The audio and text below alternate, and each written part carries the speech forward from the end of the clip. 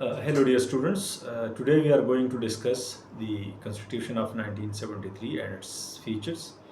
As you know that currently the Constitution of 1973 is in vogue or implemented in Pakistan. This constitution was made in 1973, in April 1973, and was implemented in 1973 in the month of August. On 14th of August it was implemented. So about the historical background, the constitution, before this constitution we had two permanent constitutions, the constitution of 1956 and the constitution of 1962, while we also had an interim constitution of 1972, which was made after the East Pakistan crisis in 1971. So just to recall your memories, the first constitution of Pakistan was implemented in March 1956, and it was the very first constitution. Parliamentary democracy was introduced in Pakistan, and it was made after a long struggle of more than 9 years, and that was the first constitution. And unfortunately the constitution could not work for a long time, and it was abrogated in 1958 with the imposition of first martial law.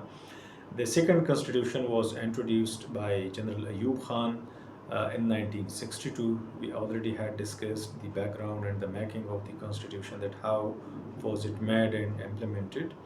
That was presidential system. Parliamentary democracy, according to General Ayub Khan, could not work in Pakistan. It failed. So he introduced, or he switched to the presidential democracy, and under the presidential democracy he actually concentrated all the powers in his hands. And the constitution, it was criticized by the people, by the intellectuals, by the Democrats, and by the constitutionalists.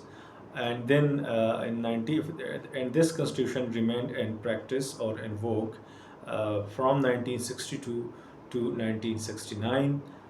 With the resignation of General Ayub Khan in 1969, the constitution was also abrogated, and it was the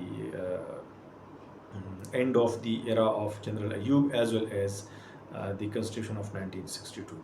Then there was a martial law which was imposed in 1969, and it remained until the imposition of the interim constitution in 1972.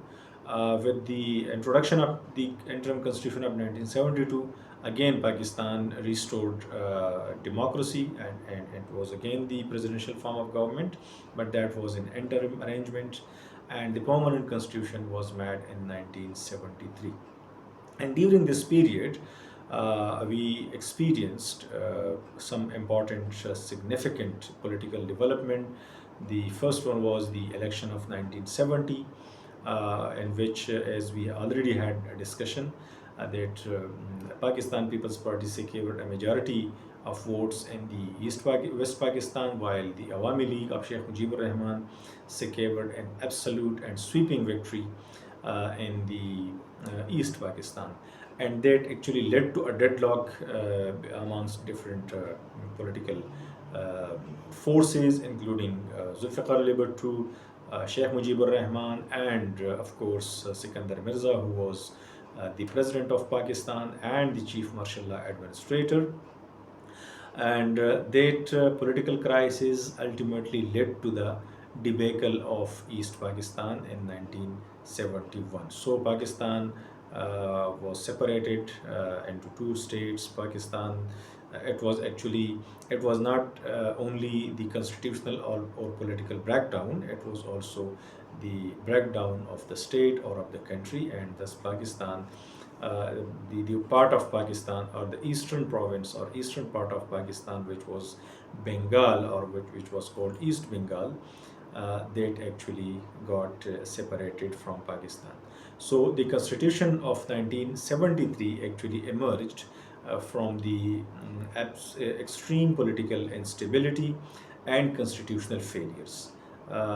It was actually the culmination or the result of constitutional failure or democratic failure.